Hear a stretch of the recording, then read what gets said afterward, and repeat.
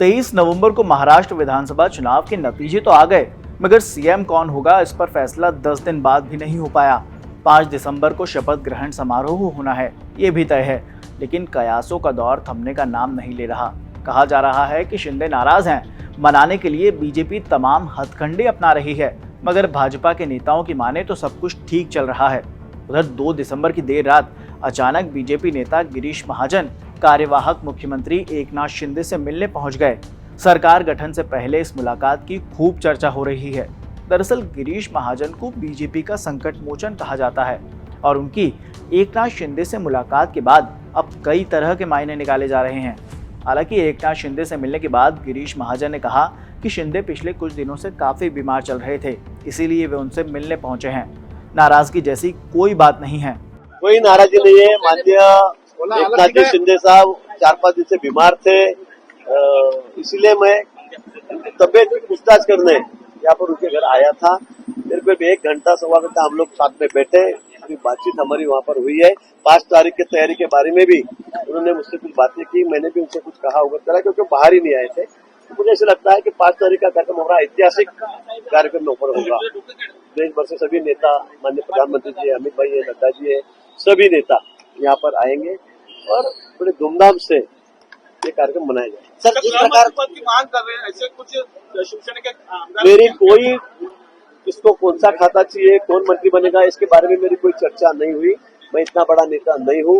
ये चर्चा ऊपर ही हो सकती है, या हमारे देवेंद्र जी है, अजीत दादा है, माननीय एकनाथ जी है, ये इस बारे में चर्चा करेंगे और उसके बाद हमारे जो दिल्ली के हाईकमांड है, जो हमारे नेता है, वही निर्णय करेंगे। सर, जिस प्रकार आपको भाजपा का संकट मुझे कहा जाता है, जहाँ जहाँ भी प्रदर्शनी करना होती है वहाँ पे आप जाके प्लानिंग करते हैं, सुलझाने का काम करते हैं।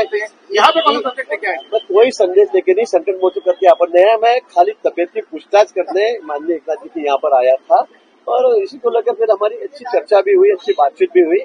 मुझे लगता है कल से हम लोग सब साथ में, मतलब कल मीटिंग भी सामने रखी हुई 6 दिसंबर को लेकर, मुझे लगता है कल से सब रेगुलर काम पर अपना काम शुरू करेंगे। और कोई आपको जो लग रहा है कि वो नाराज है, क्यों नहीं आ रहे, क्यों नहीं बात, ऐसा कुछ नहीं है। एकनाथ जी बहुत बड़े नेता है, उनका दिल मुझे पता है, ब्रॉड माइंडेड है, उनमें कोई ऐसे संकोच नहीं है। उन लोगों को भी पता है कि इतना बड़ा माइंडेड लोगों ने, मतदाताओं ने हमें दिया है, इसलिए उसका भी आदर करना चाहिए। तो इसलिए हम लोग सब साथ में है, तीनों पार्टी, हमारे घटक पक्ष जो भी है, हम मिलकर 5 साल बहुत अच्छा काम राज्य में करेंगे।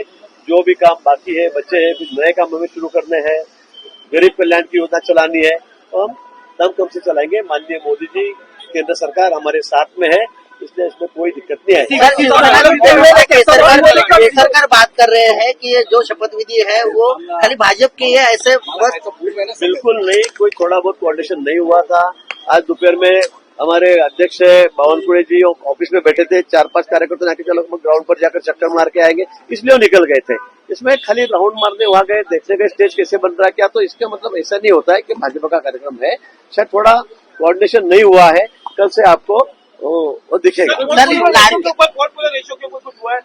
कोई पोर्टफोलियो के ऊपर मेरी चर्चा में, मैं इतना बड़ा नेता नहीं हूँ, मैं कार्यकर्ता हूँ। इसके बारे में हमारे जो हाईकमांड है दिल्ली के, यहाँ के जो हमारे 2-3 नेता है, वही बात करेंगे। अब नेता भले जो भी कहें, मगर महाराष्ट्र को 5 दिसंबर को नया मुख्यमंत्री मिल जाएगा।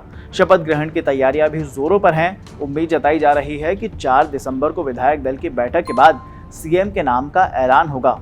तब तक ताज़ा अपडेट्स के लिए आप देखते रहिए दैनिक जागरण।